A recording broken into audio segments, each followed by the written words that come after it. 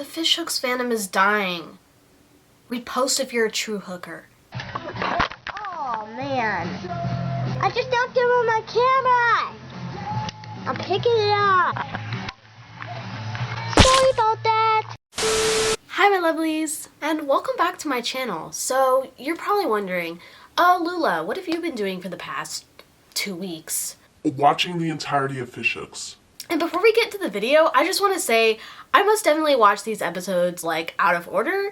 I don't have Disney Plus, and either way, I don't know exactly if they would be in order because I've noticed this pattern with streaming services with kid shows where they just happen to be out of order. There's at least like one episode that's not in the right place or something's missing, but even with this series, it's kind of inevitable because these are like merged episodes. Like it's two 12-minute shorts per episode. So to make things easier, I'm going to be, when I reference an episode, when talking about lore, I'm going to be saying like insert title episode. But if you're not a true hooker, what is Fishhooks? The series started out when Noah Z. Jones, who is a children's book illustrator, was contacted by the Disney Channel executives after they had seen like some of Jones's work, and he actually sent Disney a total of 5 ideas for a short. Fun fact, this idea was actually about our main characters Bee, Milo, and Oscar being in a punk rock band. Missed opportunity, if you ask me. But Disney ended up scrapping that part of the plot and just settling for teenage fish in high school. Fear not, they do reference this in the show, which I think is so funny, with Clamantha having her own band called Clamantha and the Shiny Objects. But early in production stages, there was actually a short made for the pilot. I mean, he originally pitched a plot for a short, that's what it was. It was known as Fishtails, and it was only later that Fishhooks, most likely during the production, that the name was changed. The short appears to be about Milo looking for a missing Oscar, with Bee helping out too, and Bee's voice actress did confirm that she did voice Bee in this very short. But this short is considered to be lost media because it hasn't been aired on television except for a few clips that were a part of a montage in Latin America. Then on September 24th, 2010, Fishhooks officially premiered on the Disney Channel after the Phineas and Ferb episode Wizard of Oz. But an 11-minute preview, which actually was the episode Bee Stays in the Picture, was played earlier on September 3rd, 2010, after Camp Rock The Final Gem aired, which is actually the 7th highest Disney Channel original movie debut of all time, with almost 8 million viewers. And this show was quite critically acclaimed for its time. I mean, in 2009, the president of entertainment actually said that the show was, and I quote, one of the most original, inventive animated series on television, with its unique mixture of 2D, digital animation, and photo collages. And this show has quite a cast, starring the likes of, dudes like Fish Santa Claus, or the Easter Bunny Fish, the Happy Hanukkah Gefilte Fish, and Kyle Massey. What holiday is he from? Oh, no holiday. I just think he is a magical dude. you know, Corey in the house, aka a predator. What? But she's not our mom. This is paradise! And, Justin Roiland. Do I need to say any more? Plus, Chelsea Kane, who, plays Meredith in that one live-action Bratz movie. She was also in a cocaine scandal? I'm sorry, but that is never going to be on the same level as pedophilia. You guys cannot be serious. Now, this series revolves around adolescent Fish, Milo, his brother Oscar, and their overly dramatic friend, Bee Goldfishberg, who Oscar happens to be in love with. Thank you. I'll be here all week. They attend Freshwater High, a school submerged in an aquarium fish tank in a pet store called Bud's Pets, ran by Bud in Green Bay, Wisconsin. This series shows us just the chronicles of the friend group and their peers' daily lives as they deal with anything from eel attacks and field trips to romance and homework. But before we dive in, we have to get to know our main cast and characters. Now first we have Milo, who is basically the center of this series in my opinion. Well, because he's usually the reason they end up having such crazy adventures and scenarios. He's also kind of labeled like the party guy by his peers, and his brother happens to be Oscar despite the fact they look nothing alike and are also polar opposites, which leads to plenty of fights for it to be a notable mention. His love interest is also a famous hamster actress from Hamsterwood named Pamela Hamster, or should I say, Gerbil. I could be mean to her because she dumped him. Wait, Milo! I have a confession to make too. I'm really a gerbil. Next is Bea Goldfishberg, who is the best friend of Oscar and Milo. Her lifelong dream is to become a famous actress and a rising star in general. She gets particularly annoyed when people don't let her do her act or when people don't say their lines, and let's just say she has a ton of self-confidence. Nearly every online source calls her overly dramatic, which is something I mentioned earlier. I guess I get, but I also think a lot of her behavior stems from her weird and overbearing parents, who I did not remember prior to this rewatch. I did not remember them being so odd. And they just really seem to not be supportive of her dreams either. We really get confirmation of this in the episode Bea's commercial. Oh, what do you say we find you a new hobby? Like trivia! That's my hobby, and it's never let me down. Did you know that a cow gives at least 200,000 glasses of milk in her lifetime? A hobby? Acting is not a hobby. It is my life. And finally, we have Oscar, who is quite a neurotic fish, and the brother of Milo, as I mentioned before. Can I just say, too, that him and Milo don't actually have a canon last name. Like, I'm not just leaving that part out, because I'm like, Bea Goldfishberg, and then I'm just like, Milo. Oscar. But the fans actually gave them a last name from a lot of stuff I read online, which is Fishtooth. Anyway, as I briefly mentioned before, Oscar is known to have a huge, almost obsessive crush on Bea. The entirety of the series, literally the first episode we see his locker, is dedicated to a shrine of her. Randy Jackson 2.0, if you know what I mean. Good afternoon, Randy Jackson. He often accidentally mentions his crush or love for Bea, but she's just so oblivious the whole time. Yeah, we've never seen that trope before. Oh, it makes me so mad I could kiss you. What was that last part? I'm sorry, what? Okay, but to be fair, he does get the girl in the end, unlike someone. Next, we have Bea's best friend, which is Chelsea. She is a very independent and focused fish and always seems to be speaking her mind. She also dislikes Oscar. Her reaction when Bea, Bea didn't even have to tell her. Chelsea literally guessed what she was hiding, and it was that Bea had feelings for Oscar, or like thought she did, but she wasn't sure. She ended up having feelings for Oscar. But literally, Chelsea's first reaction was throwing up in the toilet. My gosh! You finally realized you think you might like Oscar! Wow, you're pretty good. Anyway, she's a fashion diva, and when Bea is not hanging out with Milo or Oscar, she always makes time for Chelsea. Like, all the girls hang out, but like, Chelsea is like Bea's unofficial best friend. Her classic catchphrases are girl and word, which she uses repeatedly if you know her character. I think if you aren't familiar with this show, you should at least know Chelsea for her iconic, We are complex, intelligent, beautiful, successful, amazing creations of the universe, and they need to respect that. They must feel pain. You're crazy. I like it. I just had to let it speak for itself. Next, we have Clamantha, who is the head cheerleader of the Freshwater High cheerleading squad and is voiced by the one and only Alex Hirsch. But she is most definitely known for her very scary, obsessive crush on Oscar, even having a like Helga Pataki moment with her locker. I say Helga because literally in her own bedroom, she has a framed photo of him on her wall.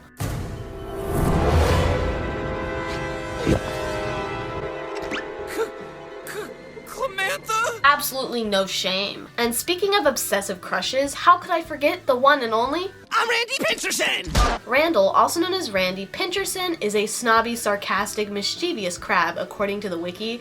I don't know why I can't take it seriously that they're calling him a mischievous crab. I had to put it in. He's just a little guy. Anyway, similar to Oscar, he also has a slightly less obsessive crush on Bea. It's more obnoxious, if anything. He gives off the same energy as like Neville Papperman, like his thing with Carly, except his grandma was the one reading his diary. Randy's diary. Exposed. You go, Bea! And to read several passages, I present Grammy Pincherson. Hello there, young people. He's technically one of our main antagonists of the show, but like he can't really compare with the wrath of Joctopus. Joctopus is the school's jock, obviously, but more importantly, the school bully who almost always refers to himself in third person. Hey, look what Joctopus find in the back of car! Joctopus's birthday! Joctopus is hitting you now! And he plays football on the football team with teammates Pass, Punt, and Fumble, who don't bring much to the table in the show, so no wonder their names are just like puns on football. But somewhere underneath all the meat, there is a brain and a heart longing to be expressed, because he is generally an antagonist, yes, but he also appears less evil in the second and third seasons, actually having a lot of love for his peers secretly. Now, the first thing I want to talk about this show is just the end credit segments, which I also never noticed before. I think the only end credit segments I've ever paid attention to as a kid were like the Gravity Falls ones, because I don't remember these at all, but I like want to appreciate it now because they're really cool. Like, I just want to appreciate the work that was put into it. But almost every episode we get a short at the end as the end credits scene about a snake and a mouse who live together in a tank across from the fish. They actually enjoy watching them and like usually reflect on what the episode entailed. They do break the fourth wall a bit in the Halloween special Halloween Haul. The fish trick or treat outside the tank to avoid Joctopus, who's always taking their candy every year. But when they're going door to door, or should I say tank to tank, Mouse and Snake have an appearance, and they even reference how they know the fish. Oh my gosh, it's them! I don't like their costumes, especially the zombie. Oh, come on! A happy Halloween! But the characters themselves have even had like individual appearances in some other episodes. Like Mouse had a cameo at the beginning of Hooray for Hamsterwood, and we've got Fish Spirit has both of them at the cheer competition. Now, we discussed how I feel like Milo is the main character earlier, but something that also really stood out to me is how he is so obviously neurodivergent coded. If you watch more than a couple episodes of the series, there are just like many traits that are prevalent in Milo's character you notice almost immediately. He has like the strongest personality in this show by far, but the episode Failfish is probably like the most damning evidence of all, and it honestly leaves me to believe that Milo could have ADHD specifically, but this is just going off like stereotypical traits. Basically, Mr. Baldwin, who, wait, pause? I never introduced Mr. Baldwin? He's basically the main teacher at Freshwater High, who also happens to be a pregnant seahorse. Get it? You know, because male seahorses can be pregnant? Fun fact! Before you ask, yes, he does give birth. In the episode Labor of Love, when he's trying to propose to Miss Lips, the school counselor, who is actually voiced by Jennifer Coolidge. Okay, back on topic. Mr. Baldwin informs Milo that he is failing, and if he can't study enough in order to pass tomorrow's final exam, then he is going to be held back a year. Now, he doesn't really think like much of it at first, but Bea and Oscar inform him about the horrors of being held back, saying it could really cost their friendship, and he realizes just how crucial this is. What? That's crazy talk. He's right. Oh, hi. And you are? Don't you remember? I'm Kevin. No. With that in mind, they decide to help Milo study for his test. So first, Bea decides to try helping using theater, to help him pay attention. When that fails, Oscar tries to help him with a board game, but it's just to no avail. After the fact, when they're like kind of brainstorming what to do next to help Milo, Bea kind of hints to him being neurodivergent, and Milo doesn't really want to believe it, but when Milo can remember the date on a non-stick spray, like when it was made because of an adventure they had last Friday the 13th, they realize the untraditional way that Milo learns is when his life is being threatened, which they use to their advantage to help him study and eventually pass his test. I learned that when we were almost run over by that can of non-stick spray last Fishtober 13th. That's amazing. It was like the time we were almost eaten by that jellyfish inside the aquarium last June 30th. Did you know that jellyfish are 95% water? I mean, hey, maybe it just runs in the family, because I also noticed in the episode Funny Fish, Oscar just doesn't get social cues. This episode focused on Oscar's lack of like humor, which his friends try to help him with, so he just starts fake laughing at everything to fit in with his peers. Masking. So the principal at Freshwater High is named Principal Stickler, and he has an assistant named Nurse Fishington, which, my god, they do her so dirty in this show. Criminy Fishington, turn that face of yours around. You're making him feel worse. Bea notices the chaos that like has taken over the school after, he's been missing. Obviously, the school's like out of order. So when the staff is having an emergency meeting to solve the issue, Bea nominates herself. She does this because she really cares about her education, but then when she's the principal, she like doesn't enforce education at all, so it really doesn't make any sense. However, shortly after she is I was gonna say nominated as principal, when she became principal, we just discover some of her new policies actually upset Nurse Fishington. And we actually find out that she is a robot Stickler created to be the perfect principal so he wouldn't have to do his job. Now, how did she end up turning evil, you ask? Well, Stickler was eating a banana, and Nurse Fishington actually slipped on the peel, falling onto Stickler, getting one of his spikes lodged in her, causing a system error. Shortly after this, he woke up to discover he was locked in the filing cabinet in his office, and he became like obsessed with the echo.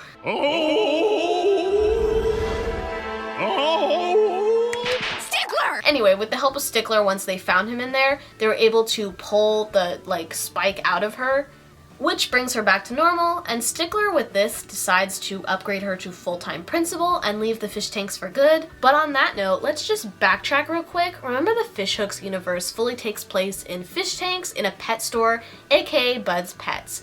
I already had some speculations for, one, why do some animals talk and other animals don't? So, does anyone else think it's weird that we're fish, but we're riding fish, and we're driving fish? What is the delineation between fish who speak and fish who move? But also when Stickler leaves, he emerges from like a secret door behind the tanks, which just leaves me with so many more questions than answers. I don't even know like how the anatomy of this would work. It's kind of baffling to me, actually. I don't have any, I can't pull any lore out of my head. I don't understand how it works. Another inconsistency was the episode Parasite Fright. Milo is terrified of this cheesy alien horror movie, so much that he literally doesn't sleep at all at night, and when no one's taking him seriously during the day the next day, he confides in Principal Stickler, who knows exactly what he's talking about and miraculously has just prepared for this exact moment. The press of a button, they can just drain the water from the tank in order to save everyone from the brain parasites. This is where we learn that the statue outside Freshwater High actually doubles as a plug to you pull it and it drains all the water in the tank, and the hose of the statue sprays out water to fill it up again. However, in the episode Good Morning Freshwater, someone pushes it over in an angry rampage, and there is no plug. And keep in mind too, Good Morning Freshwater also comes 2 episodes after Parasite Frights. The math is not mathing. On a similar note, the person who's been out of the tank more than Milo is Chief, the chief from the Hokey Poke, which is the restaurant they always eat at. And the end in the episode Peopling, Milo wants to impress Chief so badly that he decides to go and get his fin back after Chief tells a story about why he hasn't gone peopling since the incident in 1987, which B assumes is about his hook because he has a hook for a hand, when in reality he also just had a potty accident just like Milo had in the past. Milo doesn't know this though. He gets as far as jumping into the shopkeeper Bud's pocket, or as they call him, Big Blue. There's this scene where Milo is literally shriveling up and he's about to croak of dehydration when Bud just starts sweating. It's a shirt pocket that he's in. So Bud is sweating and the sweat is seeping in and Milo thinks it's water and starts absorbing it.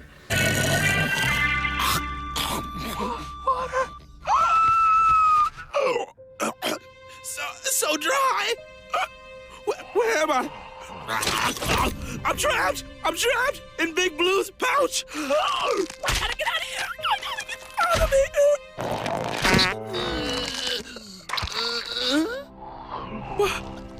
Water. How is this happening? Chief saved me. I'm saved.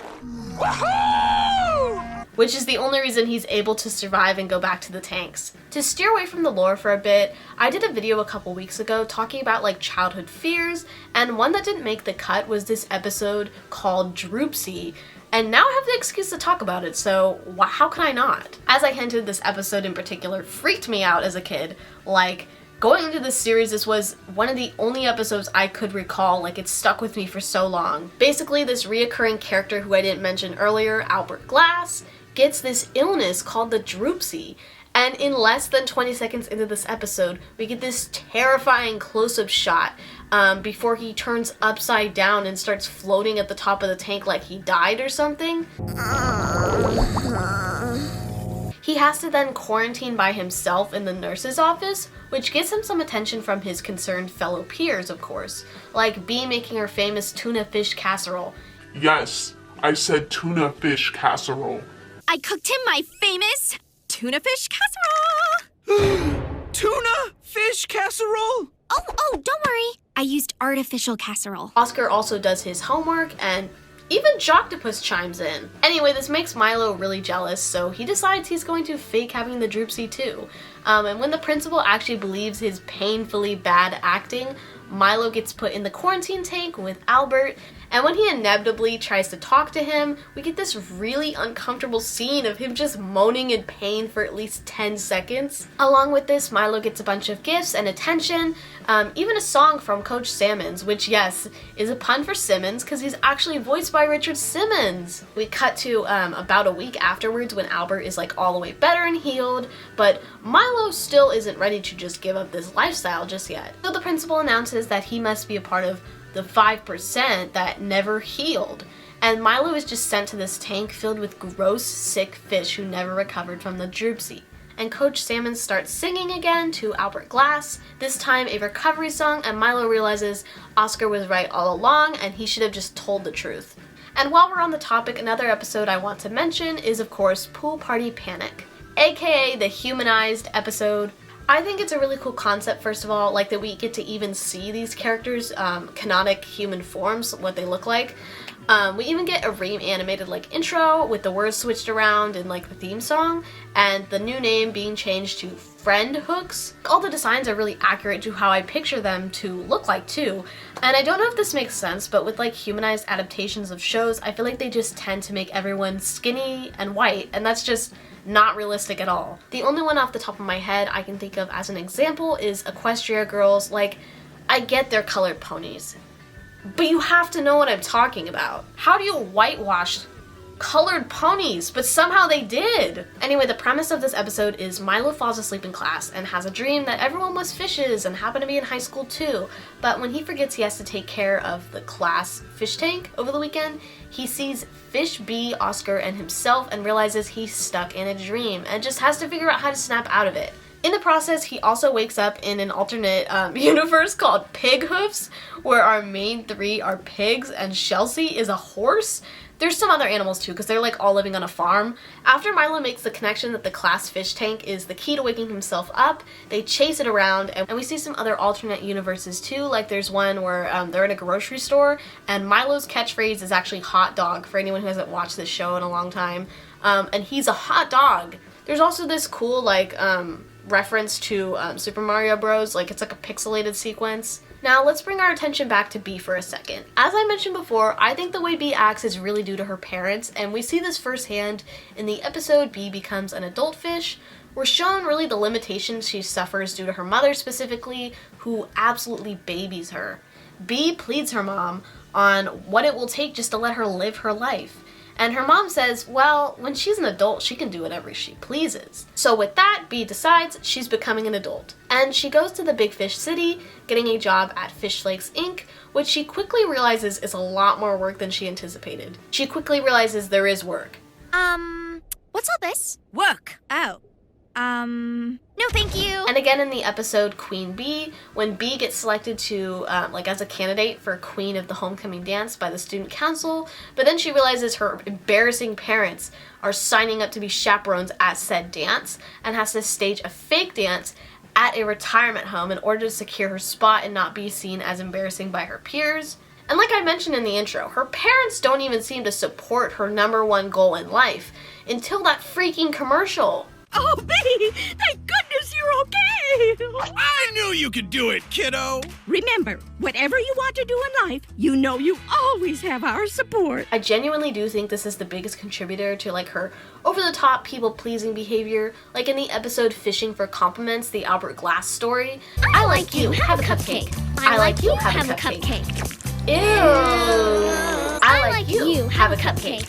Bee nearly drives herself insane over the fact that Albert Glass doesn't like her, and she just can't seem to change that.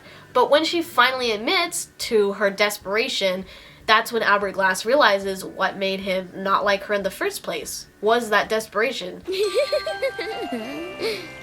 I like you. That's right. I just realized why I didn't like you all this time. You've always been so desperate for everyone to like you, and that's so obnoxious. So Bee, would you be my friend? And that's it for today's video. I hope you guys didn't... Wait. You thought it was over? You thought it was over. A key component that I missed in this whole lore summary is the music for fishhooks. That's what really is the cherry on top to the show. It's top tier. There are too many songs that I could really compile to talk about them all, and a lot of them are really short, but I did want to talk about a couple. So let's dig in, shall we? Did I make a special tier list just for this video? Yes I did. Every time I've made a tier list video, I've always been like, oh, am I gonna have to make my own? That's so much work. But now that I've finally done it, it was actually really easy. There are a few mistakes though. We'll get there when we get there.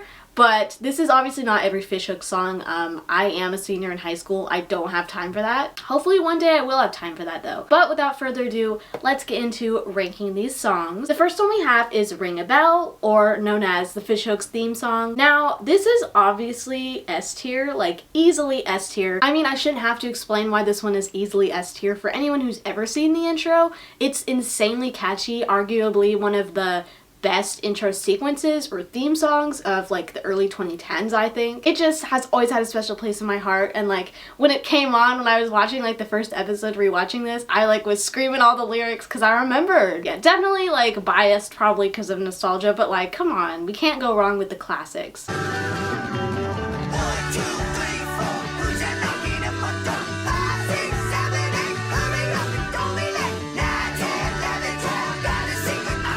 The next one we have is Be Independent from the episode I talked about earlier, which is called Bee Becomes an Adult Fish, I think.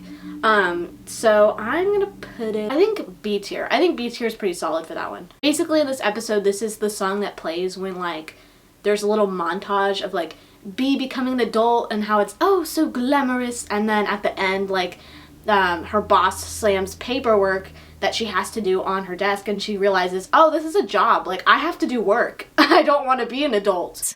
With your friends by your side, you're a freewheeling fish on the corporate deck. That's how we roll. Next one we have is Be Inspired. A little controversial for this. I'm sorry. I thought it was really funny, okay? Now, I didn't mention this at the beginning, but I meant to, was that most of these are long length songs. There's a lot of short songs that are pretty catchy, and I could have included in this, but I didn't. This is an exception, kind of a hypocrite, sorry. This song is from the episode Big Fish, where basically Milo asks Jumbo Shrimp for advice, or Jumbo Shrimp gives Milo advice on how he got so strong without working out, and he has to go in this tank, but he says, you know, can only be in here for a certain amount of time. But Milo, of course, being Milo, does not listen and goes in there a bunch of times, turning into this big monstrous fish that's bigger than the fish tanks. And this whole time, before he learns this advice from Jumbo Shrimp, he's complaining to Bee, and Bee's like, oh, I'm gonna make you the most inspirational song ever. With the help of Oscar, they make this song, and it had no right being as funny as it was. It's like a side plot of this episode, and I kind of forgot about it up until at the end they start singing it to Milo, and I'm like, wait, what is going on? I just thought it was a funny little bit, and moments like this is where, how did Bee not know that Oscar was in love with her? Because why the hell are they were doing couple things before they were even a couple. They literally went to that Brandon Bubbler concert and were dancing together. That is the cutest shit ever. And we're gonna talk about Brandon Bubbler later. We'll get there when we get there, guys. Next one is called Hey Hey What. This is probably the worst one on here. I just put it on here so I could talk about a certain point. Does anyone remember when between commercial breaks in the early 2010s Disney Channel, they would put little music videos they made of shows and stuff, or you know how there's been remixes of people talking? I don't know how to explain it. There's that one remix of Markiplier talking about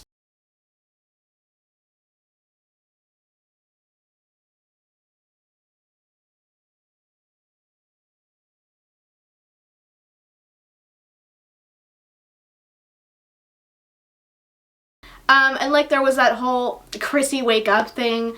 That's that exists.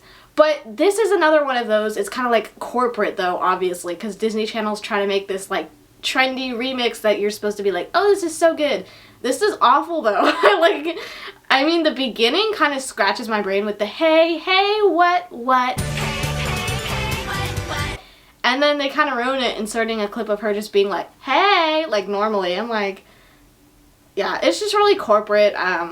It's not really funny at all. And it kind of annoys me. I just remember this like playing on Disney Channel. It's like I had to mention it. The next one is Sleepover Rap / Eat Dip. This is definitely S tier too. This episode is so funny because Milo and Oscar are not fooling anyone. Oscar didn't even want to go through with this plan. And fun fact, this was one of the first songs, or this was the first song I heard when rewatching the series. I forgot how like musical this show was, so it really caught me off guard, but it's like honestly one of my favorites. That's my favorite. Oscar and Milo, or Milo convinces Oscar to do this, but they show up to Bee's sleepover party, which is like for girls only, dressed up as girls. Kind of like what Butters did in South Park with Marjorie. Except for it's painfully obvious that it's obviously just Milo and Oscar, and like Milo totally thinks like they have them fooled, and B, it's where we get this iconic scene that I put in the video earlier. Chelsea's like, you're crazy. I like it. Hands down, Chelsea is the funniest character. I mean, I didn't say it earlier. With that, they decide to like teach Milo and Oscar a lesson. So there's this whole song sequence where they're like teaching them a lesson, like they call Joctopus and tell him that they love him, and like of course they get forcefully fed dip. That's where eat dip, eat dip, eat dip. For food will get you through. Eat dip, eat dip, eat dip, eat dip, eat dip. Really fun, kind of homage to Brandon Bubbler with their outfits. That's what it reminds me of. I think Brandon Bubbler actually, I can't say that. I was gonna say I think he came later in the series, so this was before Brandon Bubbler, but like I watched these out of order, so I can't say that for sure. Okay, this next one,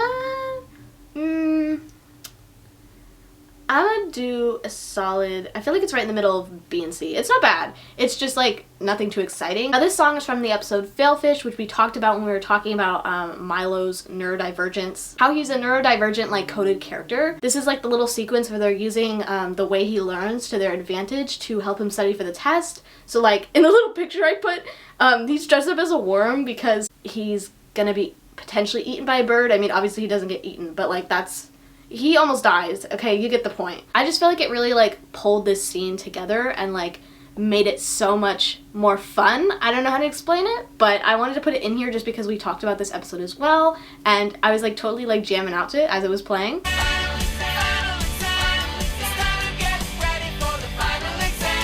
So if we're talking about fish hooks, you know we have to talk about Brandon Bubbler. Basically, Brandon Bubbler is a teenage singing sensation, obviously based on Justin Bieber. He's first introduced in the episode Dollars and Fish and is most famous for his song You Plus Me Equals LUV, which is absolutely top tier. Okay, I'm gonna have to rank that first. There's an episode where Oscar and Chelsea get paired together for a project, and Oscar is really stressed because like he wants to do good on this project, and it seems like, you know, he's gonna have to put in all the work and like Chelsea isn't making time for it type of thing. But throughout this episode, they play a song called Fish Like You in like the background by Brandon Bubbler, because this becomes a huge plot point of them using the song for their science project, I think it was.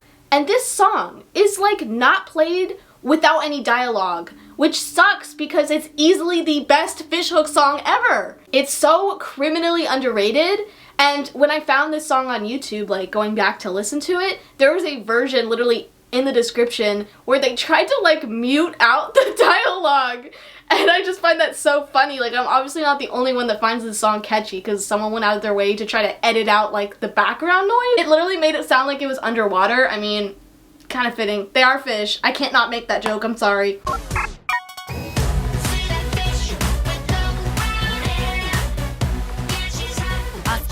You feeling it yet? You feeling it?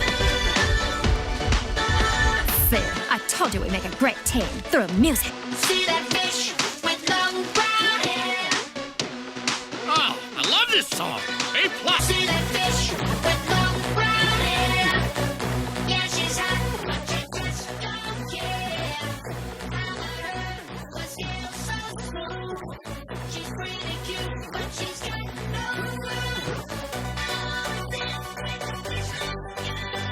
Yeah, it just made me so mad because this song is so insanely catchy, but there's literally not a clip that's like, I would say more than 5 seconds of it without someone talking over it and the like volume of the song being muted like up to like background noise. So Fishhooks, if someone worked on Fishhooks and is watching this, please send me the full-length song.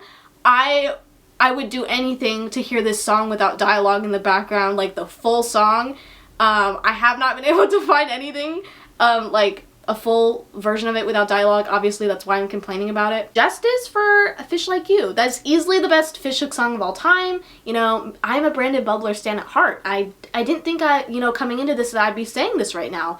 None of these words are in the Bible. I think I mentioned this next one when we were covering Pool Party Panic, or like the humanized Fishhooks episode, but they did a whole new theme song with new words, and they renamed it like Friend Hooks. And I'm putting this in here because it's really it should probably go, I'm sorry, I'm controversial maybe for that, but I do want to appreciate it because I think it's really cool they went out of the way to do that. This whole episode is like a really cool concept to see them all in their canonic human forms, and I honestly don't think it hits the same as like the original, obviously. I think they did it on purpose. They made it sound kind of off compared to the original, so you're like, wait, what's going on here? This isn't real. This isn't supposed to be happening. What is going on? Why are they humans? This next one is from the episode Funny Fish. I mentioned when talking about Milo's neurodivergence, and I was like, oh, it's running in the family. This is the episode where I feel like Oscar does not get social cues. Yeah, I don't have much to say about the episode, but this song plays when they're doing a montage of him like laughing, and it's like, and when you smile, the world is yours. I don't know, it kind of reminded me of like, you got a friend in me. I don't know why, I just like, it was really catchy. Again, the same with like kind of like the Failfish episode song, where it's like it really helps you get into the moment more, I guess. I don't know, that's what a lot of these songs did for me, and that's why they're here.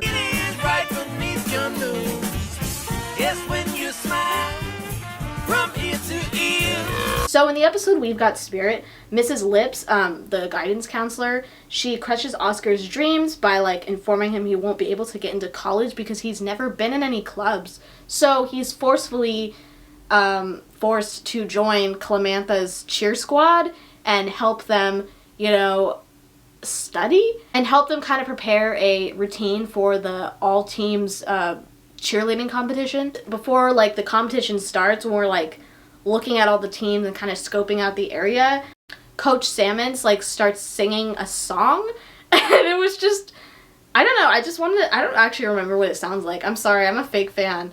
But I put it in here because I think I found it funny at the time. Coach Salmons is just like a really funny character to me. Like, I always love his enthusiasm like he has for his students, or like his passive aggressiveness at times, like when Milo was like Waterboy, or he became Waterboy. In the episode Underwater Boy, when Milo tries out for the football team, but he only makes Waterboy, and Joctopus is like, this guy can't play football, but then Coach Salmons is like, yes! Oh my goodness! So yeah, I'm gonna put this probably C tier. And then the next one we have is the actual routine song that plays behind them as they're doing like a little cheer routine. I'm gonna put that as B tier. Again, it's another rendition of the theme song, and they kind of play, it's like the la la la la gets played behind it. The next one we have is Shop, and I'm sorry, probably there. Okay, I think we've decided. I'm a very indecisive person, can you tell? This is an episode where they destroy Bee's like homecoming dress, and they think it's from this expensive place, but it's really from like Forever 21. I forgot what they call it in the Fishhooks universe. So they get a job at this like high-end place because the dress is like $1,000 and because they're so desperate for the money, they need to sell stuff. So Oscar, because Clamantha comes in and Clamantha has a huge thing for Oscar, he helps her shop, and then they're able to pay it off. So this is like from the little montage of like him helping Clamantha shop and her trying on stuff. It's just like, shop. It was really funny. Again, it just like sold the scene. You can tell how bad and how desperate they are for this, like these fish dollars, because Oscar was literally hiding from Clamantha the moment she came in. So Fish Winter Vacation was a Fishhooks marathon which began at 8/7 Central on December 18th of 2010. And this was in like US Disney Channel.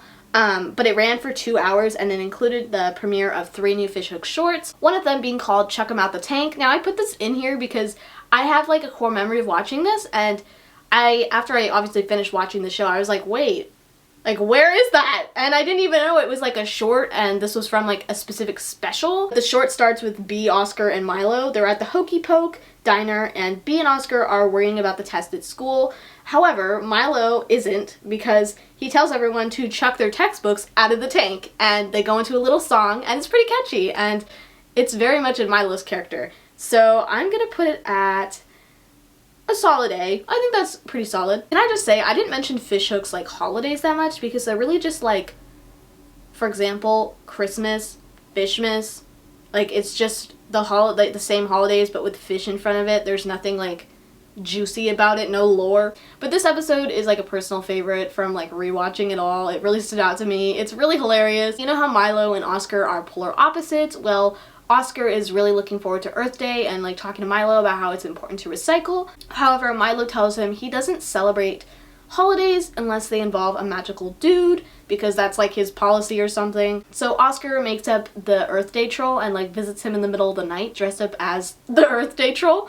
And so Milo will care about recycling and Earth Day.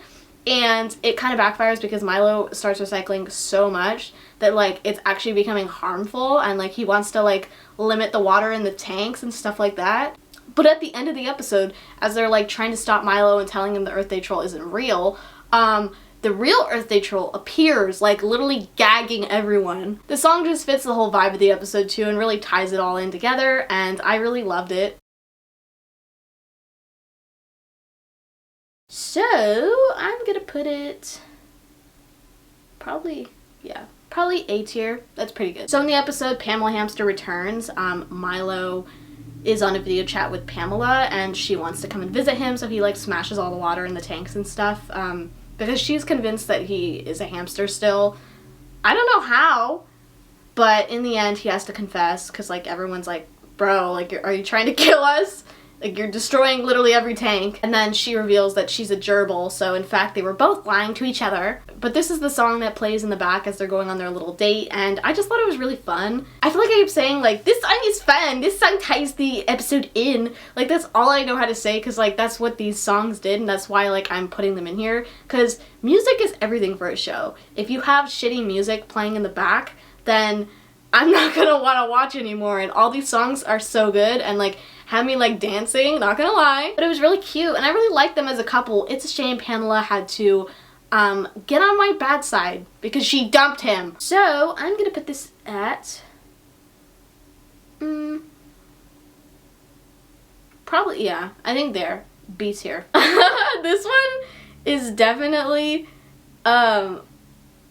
I'm gonna say it's not the best song ever, obviously, but the whole scenario and this episode just adds to why I love this one. It's so funny. So in the episode Labor of Love, Mr. Baldwin needs help proposing to Miss Lips, and she's mad at him because like in one of their failed plans because in one of the failed attempts to help Mr. Baldwin propose, Bee and Milo realized that she had her cat, Artilla, which they tried to babysit once, and he's like scary cat. They don't like him. So they're like, ugh, Artilla's here. We hate Artilla.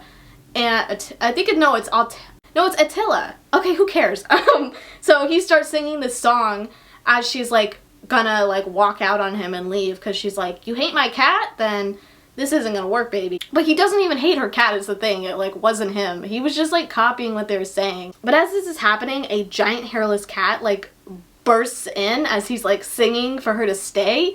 And this hairless cat comes from a temple where when the first incident happened where, you know, he said, oh, I hate your cat, and she walked away, he dropped the ring in a temple that was nearby. So Oscar, Jumbo Shrimp, and Albert Glass, they go to the temple to retrieve the ring, and Clemantha follows them along secretly, and she wakes up this giant cat. And so it starts chasing them. But here's the twist. Right as Mr. Baldwin proposes and Miss Lips is about to give an answer, he goes into labor. Okay, because remember, he's a pregnant seahorse. And guess who helps him through the childbirth? The fucking hairless cat. The cat just is like, go get me towels. I know how to do this. I know what to do. You must remain calm and lie down. Someone get me some towels. And they all just trust this giant cat. And at the end, he's kind of just like, oh, next time tell me it was an engagement ring. Well, I didn't know it was an engagement ring. The next time you want something, just ask. So yeah, definitely one of the funniest episodes. This is like a two-parter episode, but I watched, obviously, it merged into one, so it's more like a 20-minute episode. Very funny. I recommend the watch. Next one is from the episode Dropsy. Obviously, I had to put this in here because I talked about this episode. Yeah, probably C tier. Nothing special. This is just the song that Mr. Salmon sings to Milo as he's like, I was gonna say recovering. He doesn't even have the damn Dropsy. And earlier in this video, I also called it dropsy, I think. I don't even, dropsy. I don't know which one it is. I forgot. I think I was saying it wrong earlier in the video though, so I said it right now. Once. I think. Albert's got the dropsy! It doesn't matter. Moving on. Next I have Clamantha's band, which is Clamantha and the Shiny Objects. I obviously had to put them in here. And I'm gonna put them at A tier because I really enjoyed, wait. Yeah, okay. I don't know how that happened, but that was not right. But I put them in here. They sing in the episode Queen Bee, and I think they had some other cameos throughout the show, but the episode Queen Bee, they sing two songs. One is about how Clamantha loves Oscar, and the other is School Dance. School dances are fun! So, we all know what happened to the Queen. I don't need to go any further into detail. This episode, Oscar makes an impression of the Queen, or shows his impression of the Queen after Bee brings it up in the hallway and is like, oh, Oscar had this impression of the Queen in history class once, and you should show Milo, Oscar, and then he does it, and then, but their drama teacher, Mr. Muscles, comes in the hallway and literally mistakes Oscar for the Queen, and he's like, oh, I'm just leaving, and Mr. Muscles just offers to drive him as the Queen to Fish England. So he looks so eerily similar to the Queen that literally their teacher thinks he is the Queen of Fishland. And the gang goes along with this up until Oscar is mistaken for the Queen by a bridal party and swept away to his royal wedding. The day then escalates into a slow jams rap battle between Milo and Mr. Muscles for the Queen of Fishland's hand in marriage, or Oscar. I can't tell if this episode is really funny on its own or like it's just really funny knowing like how badly it's aged probably. But yeah, had to obviously put that one in there. Why did I make that noise? Okay, that looks about right. I literally only put that one in this video because I didn't have a spot to talk about it. I mean, I guess I could have talked about it when I was talking about like the episodes in the lore part of the video. But I was like, it just feels out of place. Like I don't have any lore or like reason to talk about it other than the fact that the Queen, we know what happened to the Queen. Oh yeah, and this is where I made the mistake. I literally put, oh wait, there's another mistake right here. I don't know why I put this picture of Bee, because there's not a song in that episode. But anyway, I put Milo and Oscar's Christmas party song twice. I'm gonna put it, probably more for nostalgia reasons, but I'll probably put it about right here, just because I felt so much nostalgia. Do you guys remember Fa La La Days? I don't know if everyone who watches my channel is the same generation as me, but this is like Disney Channel circa 2010s to 2014, maybe? I don't know. But they used to do Fa La La Days where like they would do Christmas themed episodes, and I believe this premiered during Fa La La Days. That's why I remember it. Why is this like such a tongue twister? Where the episode where Fish Santa appears and they help him save Christmas, and also Bee is trying out to be Mall Santa, but then she doesn't get the part, but then she gets to like literally go save Christmas as Mall Santa. As Santa. I'm just gonna leave the mistakes at the bottom, so try to ignore that when I show the finished here. The next one is Busy Bee. This is obviously a pun of the term Busy Bee, but it's Busy Bee because her name is Bee. Probably right there. In the episode Bee, Rising of the Machines, Bee basically breaks her fin and has to wear a splint, basically pausing her life for the next 3 days, but Randy offers her a solution, which is this robot suit that will help her do more than she ever could before and not have to move her fin one bit. So obviously she says yes because she's struggling and it hasn't even been 24 hours on having to like pause her life. But this backfires because Randy ends up making her go on a date with him in the middle of the night. Luckily she's able to get out of it. But again, this is another little montage song. I didn't realize how many montage songs I put in here. But I guess they're all just like really catchy and they all like make the episode so much more fun. The next song is Now That I Have You / Now That I Don't Have You. This is from the episode Clams in Love, where Clamantha falls in love with Oscar's laptop. So he's finally free of Clamantha and she's finally in love and with the boy of her dreams. So it's like, it's a little duet where they're both singing about how they're so excited. I'm gonna put that. Really funny montage. Obviously this backfires because Oscar's computer dies and she destroys it. So yay. Finally, the songs we've been waiting to talk about and why I really made this segment in the first place. Potatoes the Musical.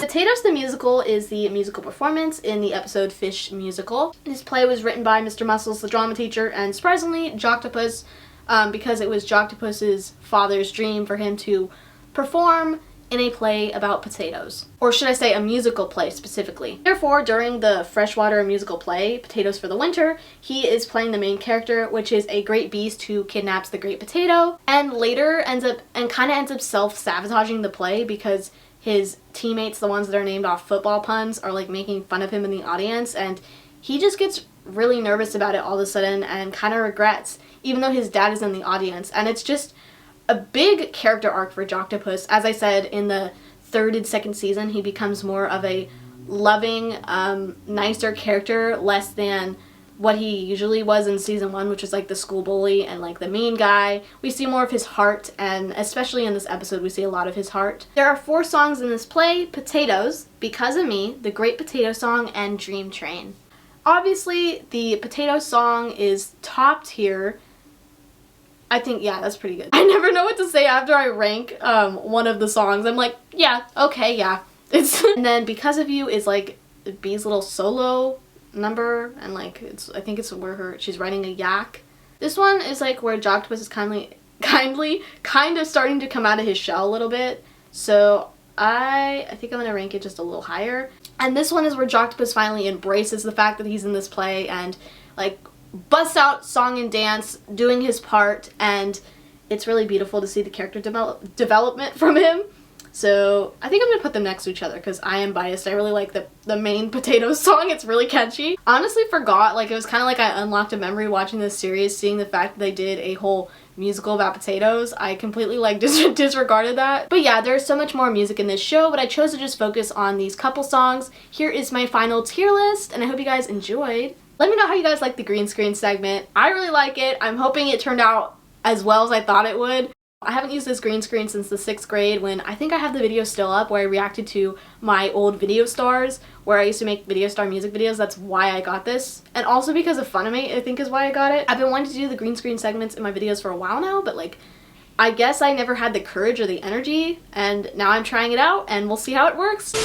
Anyways, that's it for today's video. I hope you guys enjoyed, and comment down below if any episodes in your childhood, like a fish hooks, stood out to you like Dropsy did to me, or just if you remember this show in general, what you liked about it, if you didn't like it. And I'm looking forward to doing more videos like this with like my green screen. I haven't used the green screen since 6th grade. I knew I had to pull it out for this one. Kind of like a two videos in one type of deal. A pleasant surprise. You know, I didn't mention this on the community tab for that reason. If you don't know, I update my community tab with like when I'm posting and like polls and stuff, so you guys can help me with like what video, what topics I want to talk about next. And I'll see you guys in my next video.